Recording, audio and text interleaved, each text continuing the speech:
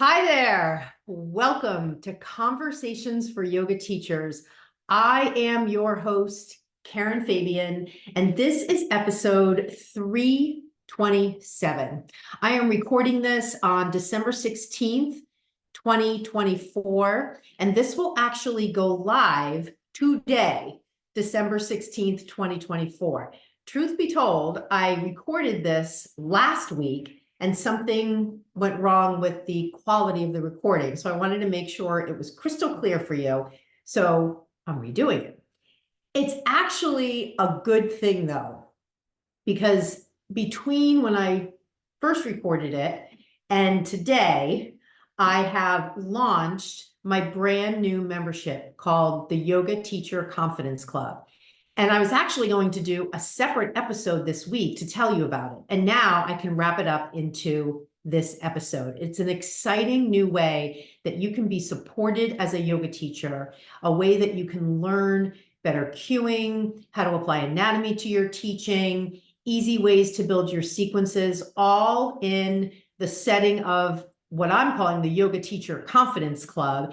And I know that you're just going to love hearing about it. So stay tuned until the end of the episode. I'll let you know more details. To start out, I want to let you know what is the promise of today's episode. I always like to start out with that because I want you, if you've pressed play, to know what you're going to get out of this, spending your time with me. At the end of this episode, you will have a plan to glow up as a yoga teacher in 2025. Now, don't think I'm talking about cosmetic appearance. I'm not talking about that. I'll get into why I'm using that phrase glow up in a moment. Think of it more as what are steps that I can take to be the best teacher I can be? And by the best, I mean how you want to be. I'm not talking about some arbitrary framework or bar that you've set in your head or you think is out there set by some yoga alliance organization or otherwise. I'm talking about you, what you envision when you close your eyes and you are imagining yourself teaching classes in the best possible way. What does that look like to you? So at the end of this episode, you'll have a 6-step plan to hit that pinnacle of your vision of what you see in your mind. Now, I want to tell you about this glow up terminology I'm using. Over on TikTok, there are so many things that are posted now about glow up in 2025. Now, if you're listening to this and it's not December 2024, everything you're going to hear, you can still use. This is an evergreen conversation. It's just that if you are listening in December or January, December 2024, January 2025, that's of course when our motivation is the highest for taking on new things and turning over a new leaf, even if it's just lifting the leaf a little bit. I'm not talking about a total revamp. And so over on TikTok, there are so many girls, young women, who are it's not even young, just women primarily, who are posting content about how you can glow up in 2025. And of course, they are primarily focusing on inner and outer health. So it's not just cosmetic, it's also about supplements and physical exercise and mindset. It's really a holistic view. And as I was watching a lot of these videos, I thought, oh man, I could do one of those and focus on glowing up as a yoga teacher. And so that's the seed that was planted for the topic of today's conversation. Now, I also want to remind you, if you haven't listened to episode 326, which is the one right before this, my interview with Helene Whitfield, the Chief Visionary Officer of the newly formed GOYA, Global Online Yoga Organization. GOYA is a newly formed organization for yoga teachers that really is presenting an alternative to Yoga Alliance, really highlighting some of what they see as the gaps in Yoga Alliance's offering, really highlighting that yoga teachers are not really receiving much from their membership in Yoga Alliance. And my conversation with Helene was one of the most frank conversations I've had with a teacher colleague about the state of play right now in the yoga industry for yoga teachers, specifically as it relates to Yoga Alliance as an organization and a lot of the details that they put forth about who they are, about what they stand for, and the registration process to become a registered teacher. And we focus on this really to highlight a lot of topics that yoga teachers don't typically talk about, including this idea that if you're not a member of Yoga Alliance, somehow you're going to be ostracized in the yoga community and you're going to get in trouble. And she's talked about teachers being afraid to not be a member of Yoga Alliance, which is definitely something I can see and I can appreciate. However, it's really just pointing out the fact that we need to talk about what is Yoga Alliance and what does it really mean to be a member of Yoga Alliance, and what does it really mean for you as a yoga teacher. So without obviously rehashing everything we discussed, I want to be sure you go back and listen to that episode, because we really talk about things that yoga teachers don't often talk about amongst each other, except for some of what I see, which is complaints against Yoga Alliance. Oh, why do I have to pay an annual fee? Oh, I don't get anything about them. What I wanted to do is have a conversation that really takes it from raising concerns to takes it into really functional conversation to educate you, the yoga teacher, as to what does it really mean and what other options are out there. So take a listen to that episode or watch it here on YouTube if you're watching me live. Keep in mind that now I do record the video for each episode, so you can watch it on my YouTube channel as well as listen to the audio. The next thing I wanted to talk about, and I'm just looking down at my notes if you're watching me on YouTube, is I want to share, I was inspired by a recent coaching call I had with a yoga teacher who's enrolled in my program. And I want to kind of present this idea to you. And it was really spurred by this conversation I had with this teacher. And this idea, and it was partly what I referred to earlier, this idea of what does being the best yoga teacher for you look like in your mind when you envision. Because sometimes what yoga teachers struggle with is this idea that the bar is so high and they are just not reaching that bar. And as a result, and I don't know if this is how you're feeling, I just wanted to put it out there. As a result, this idea of if I don't teach a class and it doesn't meet this imaginary high standard I've set in my mind, that I'm not doing a good job. And a lot of times, the reason yoga teachers set the bar really high is because there's a lot of what is picked up out there in the yoga world that leads them to believe a great class has to have all these different elements. And a big piece of that is this idea that we need to be sure as teachers we're meeting everyone's needs, the people that come to our class. And this also sets the bar really high in a yoga teacher's mind, because let's say, for instance, I espouse to this view and I had in my head the perception that in order for me to teach a class that's really, really good, I need to meet the needs of every single person that comes to the class. So what that looks like is the sequence I have prepped, I may rethink that sequence over and over again in the days leading up to my class. And I may never really feel settled that the sequence is good enough.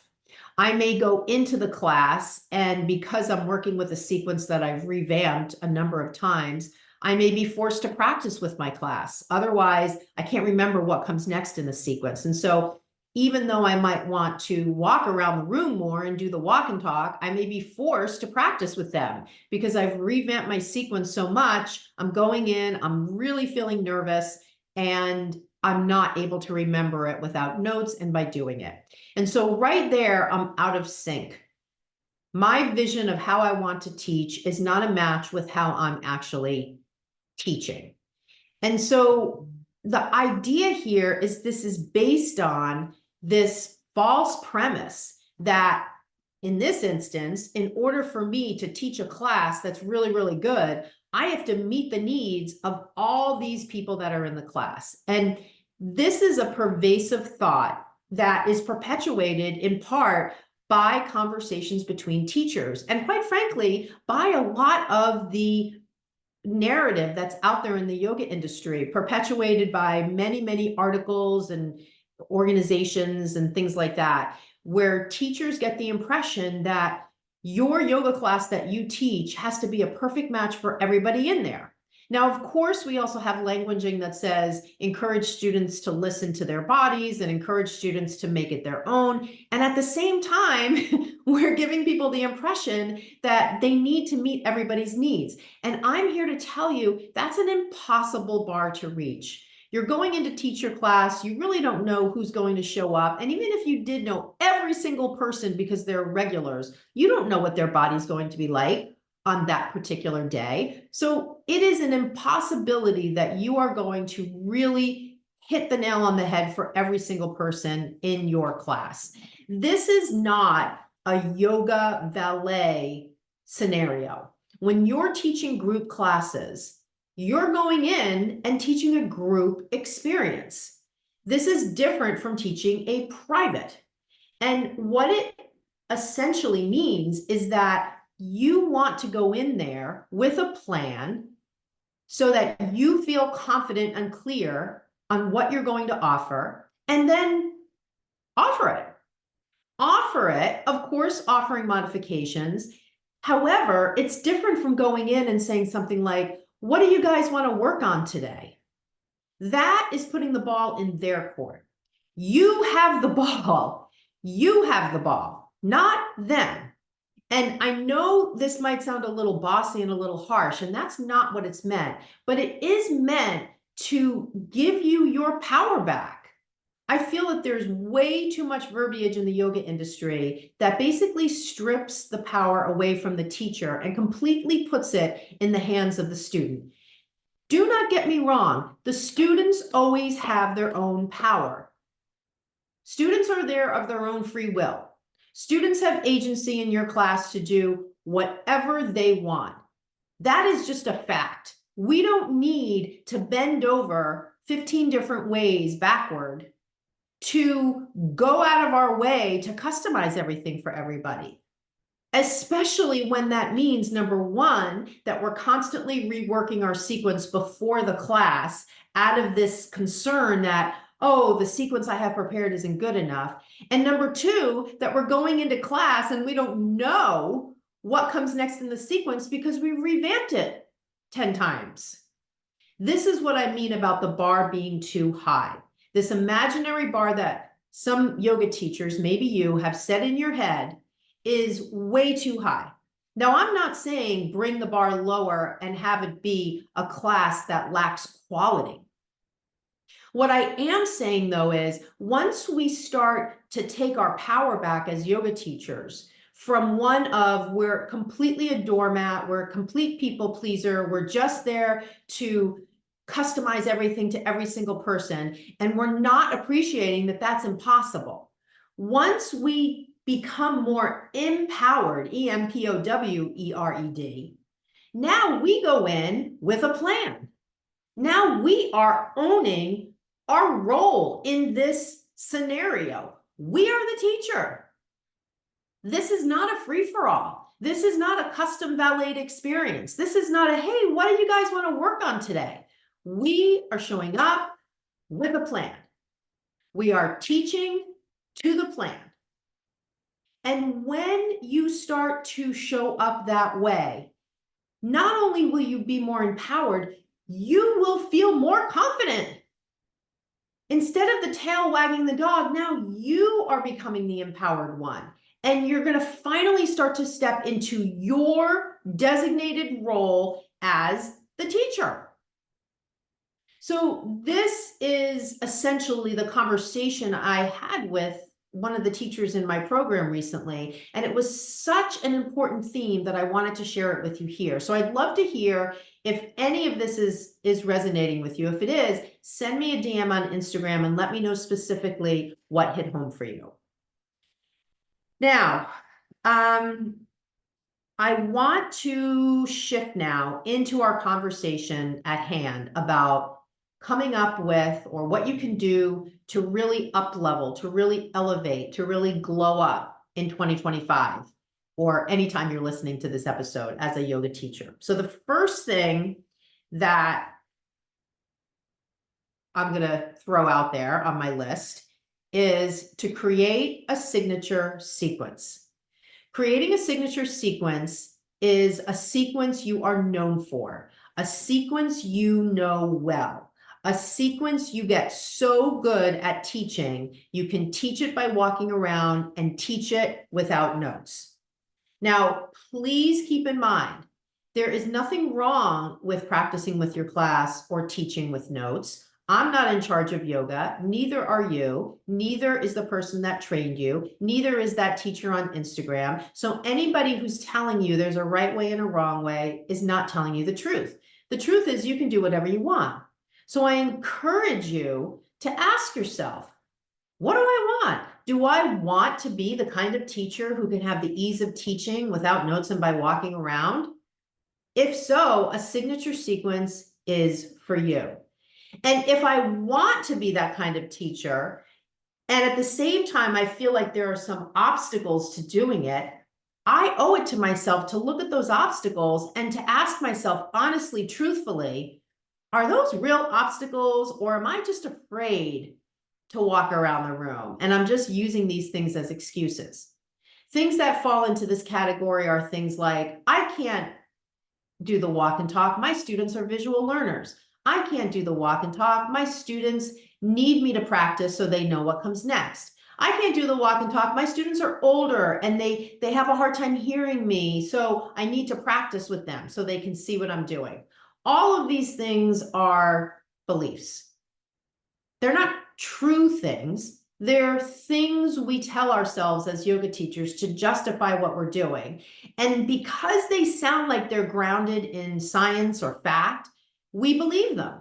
And especially because these things have been said by yoga teachers for years and years and years. I've been teaching 22 years and I've heard these things for that long. We just believe that they're true. And because we go to classes, I mean, I don't believe they're true, but you might. And because you might go to classes and see somebody practicing with their class, you might say to yourself, well, it must be okay to practice with my class. This person's doing it. So I urge you to start to become a more, not skeptical, a more inquisitive teacher, and to keep putting yourself first. Because when you put yourself first, you will actually begin to love teaching 100 times more, because you'll be showing up the way you want to show up. Even if you go into a class with a bunch of people who are 70, 80, 90 years old, and they're wearing hearing aids and they can't hear you well, and you're thinking in your head, oh, I can't possibly walk around because they can't hear me. Start to think about that, because if you walk around instead of practicing with them, they actually can hear you better. If you think your students need you to practice with them, otherwise they won't know what to do, what about just experimenting with a couple of classes where you do the walk and talk? And pretty quickly, what you'll see is that they don't need you to do it. What actually is happening is you need to do it, because that's how you remember what comes next in the sequence. Teachers create a dependency on practicing with their class. And that's oftentimes what is at the heart of the not even the inspiration, the motivation to practice with them. It's not out of a need of the students. It's really the need of the teacher. And this is where I offer you an opportunity to just be honest with yourself about what's really motivating you to practice with your class. Now, instead, imagine you have a signature sequence. You get hours and hours of time back in your life because you no longer need to prep for your classes, and you can teach it so well, you don't even need to think about it. And when you don't consume your brain with all the mechanics of thinking about what comes next in the sequence, guess what? You have so much more brain power to be present, to deal with stuff that's coming up that you didn't expect, to add variations, to add modifications, to really see your students, to rephrase your cues based upon what you're seeing. The world becomes your oyster. You're no longer tied to your mat. You're no longer tied to your notes. And you start to develop a style that you love, that reflects how you want to show up in your classes instead of what everybody else is doing. So that's number one, creating a signature sequence. Number two, in your glow up plan for 2025, start speaking from what you know. When you speak from what you know, your confidence grows. When you use cues where you know the why behind the cue, you can share your cues with greater conviction because there's belief there. You know what you're talking about. Every time you share a cue, behind the cue is the why. And if you don't know the reason why, don't use the cue, because your confidence will go down the tubes when you speak from what you don't know. When you speak from what you don't know, you're a repeater. When you speak from what you know, you are a teacher. And if you're at the stage as a teacher where you're learning anatomy, use action cues. Action cues are powerful, clear, short phrases that speak to exactly what you want your students to do. And I know you know the actions you need your students to take. Step your right foot forward, drop your back heel, reach your arms up, bring your hands to your heart center, arms by your sides, sweep up, bring your hands through the heart center, forward fold, lift halfway up, put your hands on the mat, step your feet back, come into plank, right? Action, action, action, action. Make no mistake about it, it's still a skill to speak to action.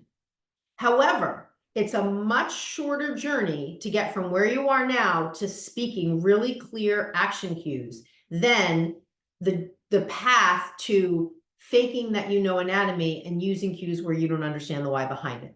Do the work you need to do to learn the anatomy. I can help you there.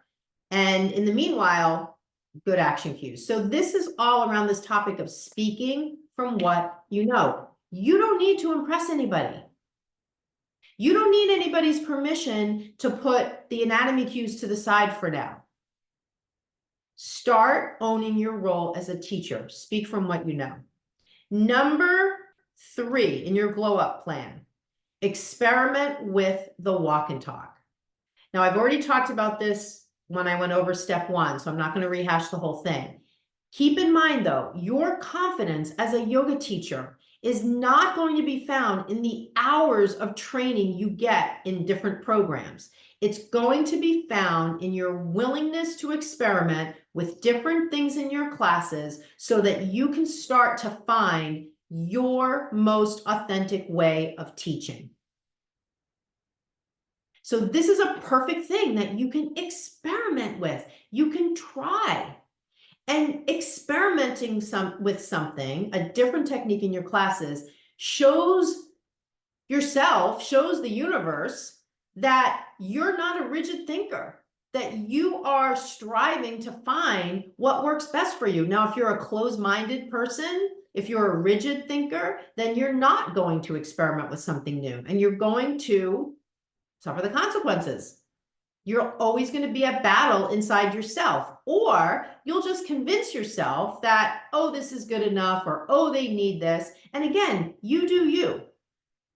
There is no right or wrong way to teach. I am simply offering you an opportunity to be just deeply honest with yourself when you hear yourself throwing out these excuses. And I can call them excuses because I've used them and I've called myself out on them. And I've heard many, many excuses from many, many yoga teachers when I do deep work with them inside my program, where one-on-one, we're having these conversations about what inevitably comes to light, which is, hey, I'm kind of afraid to have people looking at me.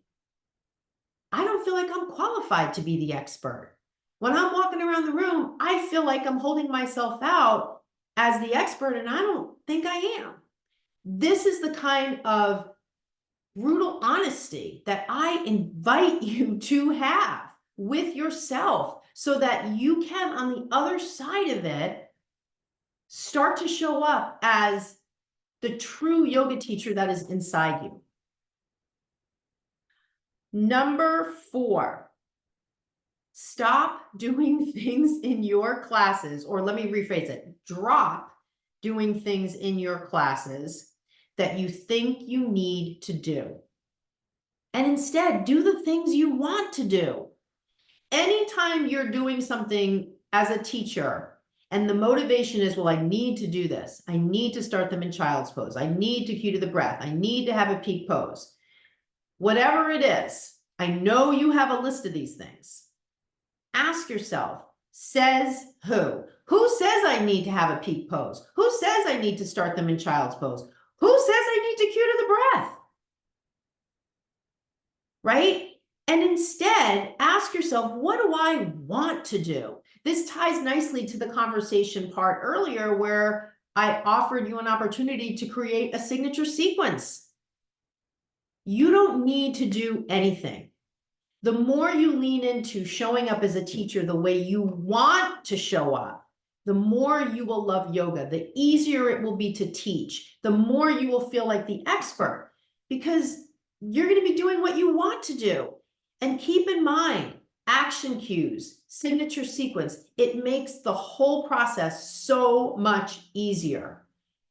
Changing cues, using anatomy cues when you don't understand it, makes it much harder. So make a list of the things you're doing that you feel like you need to do, or think about things you're doing that you don't really like to do, and don't do them. You're the one driving the car. Nobody else is. Number 5, finally learn anatomy and give yourself permission to invest in a program. Too many yoga teachers I speak with know that they don't know anatomy, and that may be you. You may know, hey, I didn't learn it in my 200-hour training, but I'm going to try to figure it out on my own. I don't know why people think they can figure out anatomy on their own. You can't. It is too complex. It is too big a subject. And especially when it comes to anatomy for yoga, it's a very niche thing. It'd almost be easier, well, it wouldn't be easier to try to learn anatomy to be a doctor, but at least then you'd know your view would be broad. Here, the view you need into anatomy for yoga teaching is very narrow. And this is one of the biggest problems. When you try to learn it on your own, you don't know what you should be studying and what you shouldn't, because you're not an expert in anatomy, like me. So this is why investing in a program and giving yourself permission, like who would say, my car's not working, I'm going to try to figure it out on my own? Nobody. You'd go to a mechanic. My plumbing's not working, I'm going to try to figure it out on my own. Nobody. You'd hire a plumber. My knee is screwed up, I'm going to try to figure it out on my own. You might do it for a week, but eventually you're going to go to the doctor. Why are you thinking you can figure it out on your own by buying books? You can't learn anatomy by reading a book. And if you're taking a course here or there and you're just watching videos, that doesn't work either. What yoga teachers quickly realize when they work with me in my program is that the best way to learn it is step by step, just looking at what you need to know. That's it. And I can speak to that with authority because I've trained so many teachers in my program, and the process is always the same. I've set up a blueprint and it works every single time.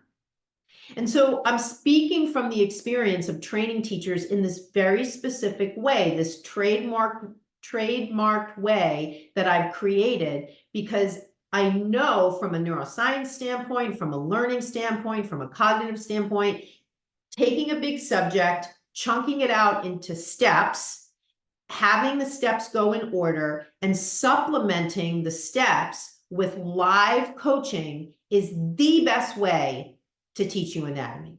So if you know that you need to learn it, give yourself permission to invest in my program, another program. Just give yourself permission to learn from an expert. And that means spend the money. So all the excuses you give yourself, oh, I'm not worth it. Oh, I can't spend it. Oh, it's holiday time. Those are all just excuses, right?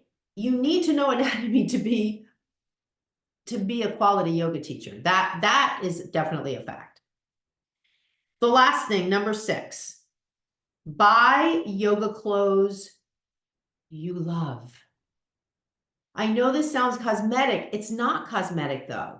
When you are wearing things you love, your mood shifts. You feel more confident.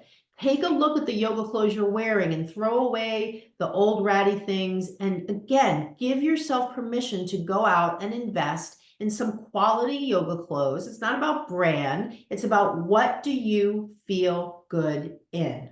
So that's a short one. I think you get the gist. So those are your 6 steps in your glow up plan for 2025. As we're wrapping up this episode, I want to tell you a couple of final things. I mentioned at the start of the show that I've launched a brand new opportunity for you called the Yoga Teacher Confidence Club. The Yoga Teacher Confidence Club is a place where you can go to receive support through live trainings, live workshops, and live Q&A sessions focused on helping you learn clear ways to share your cues, ways to apply anatomy to your cues, easy ways to build sequences, and ultimately how to feel more confident, which in part comes from learning those techniques I just shared. It also, though, comes from neuroscience-backed tools, habits, and strategies that I will show you that will help you build your confidence. Now, I wanted to do this in a group format where you also have the opportunity to meet other teachers. And I wanted to do it at a price point that is much less than my signature program. And I wanted to do it in a way where you can access workshops and Q&A sessions. So you've got this group experience that you can tap into. You no longer have to be out there on your own using Google to get answers to your questions and feeling isolated because you don't have a mentor. Now you can join the Yoga Teacher Confidence Club and you can get that support to start to shift closer to the direction of your ultimate vision for yourself as a yoga teacher.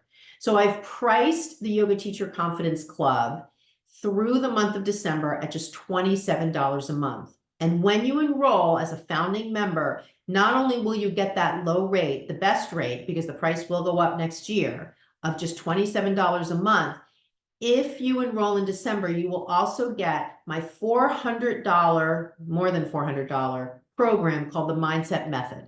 The Mindset Method is a training I did earlier this year in 2024 for yoga teachers who wanted to feel more confident. And I loaded it with all sorts of neuroscience-based tools, habits, cueing, sequencing. It's a multi-session training that I did.